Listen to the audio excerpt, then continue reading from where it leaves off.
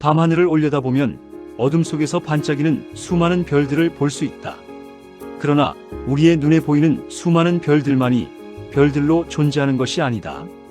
별들과 별들 사이의 깜깜한 공간에 아무것도 없는 것 같지만 천체 망원경으로 확대해 보면 그 사이에서도 무수한 별들이 빛나고 있는 것을 볼 수 있다. 그 천체 망원경으로 확대해서 본 별들 사이에도 깜깜하여 아무것도 보이지 않는 어두움의 공간이 있길래 미국 항공우주국의 NASA의 어떤 천문학자가 허블 천체 망원경으로도 아무것도 없어 보이는 그 어두움의 공간을 열흘 동안 장시간 노출해서 확인해 보니 아무것도 보이지 않고 깜깜했던 그 너머에도 수많은 별들과 은하가 존재하는 것을 볼 수 있었다고 한다. 우리 눈에 보이지 않는다고 해서 존재하지 않는 것은 아니다. 성경에서 밝게 빛나는 별 같은 아브라함이나 모세, 다윗, 엘리야, 다니엘, 베드로, 요한, 바울과 같은 인물도 있지만 사르밧 과부, 시므온이나 안나와 같은 희미한 별들도 있다. 그 밖에 성경에는 아람 군대에 잡혀간 한 이스라엘 소녀나 자신의 끼니를 때울 물고기와 떡을 받침으로 굶주린 5,000명을 먹이게 한 소년처럼 이름이 기록되지 못했을지라도 주목받지 못하고 나타나지 않은 어두움에 가려진 주님을 따르는 이름이 밝혀지지 않은 수많은 믿음의 사람들도 있다. 우리는 종종 세상이나 가담된 조직에서 인정받고 나타내고 빛나는 것에 집착한다.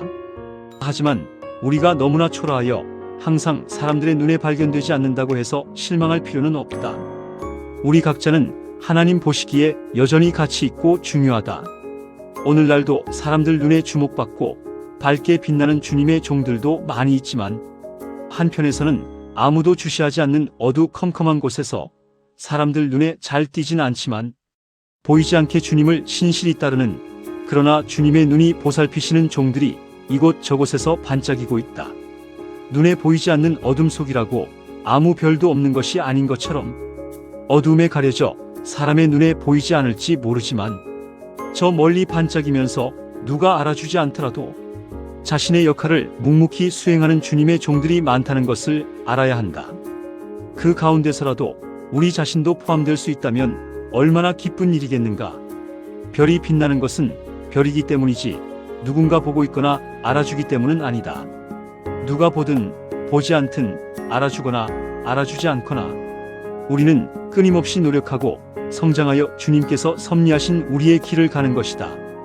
그 길이 비록 거칠지라도 까마득한 어둠 속에서 외로이 빛나는 별처럼 때로는 눈에 띄지 않을지라도 우리가 사는 어느 곳에서든지 반짝이는 빛을 비추는 것이 중요하다.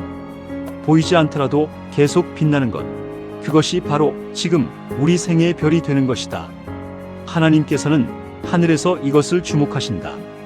그리고 저들은 어느 누구도 알아주지 않더라도 하나님께서 기억해 주시는 것만으로 만족해한다.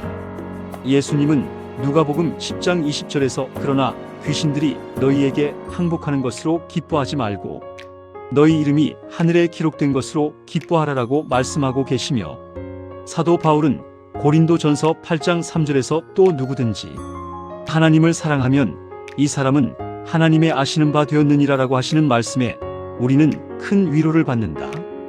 또한 영감 있는 한 저술가는 이렇게 기록하고 있다. 각 나라에 흩어져 있는 이 땅 거민들 중에는 바알에게 무릎을 꿇지 아니한 사람들이 있다.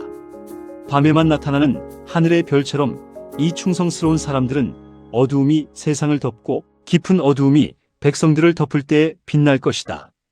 이교도의 땅 아프리카에서 가톨릭의 나라, 유럽과 남미에서, 중국에서, 인도에서, 바다의 섬들에서, 세상의 모든 어두운 모퉁이에서 하나님께서는 아직도 어두움 가운데서 빛을 발하고 배도한 세계에 당신의 율법을 순종함으로 오는 변화시키는 능력을 분명히 나타낼 수 있는 택한 자들의 하늘을 남겨두셨다. 밤이 어두우면 어두울수록 그들은 더욱 찬란하게 빛날 것이다.